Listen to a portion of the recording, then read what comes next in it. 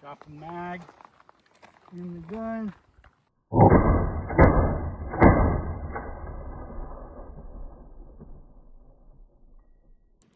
And we got a dead trigger.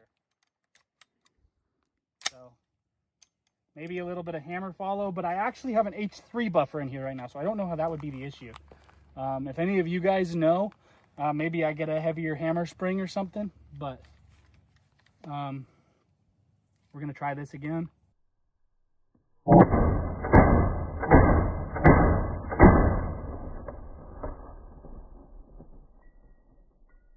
a little bit of a longer burst, but there we got some double penetration like your mother last night. That's annoying. Yeah, failure to extract. Huh.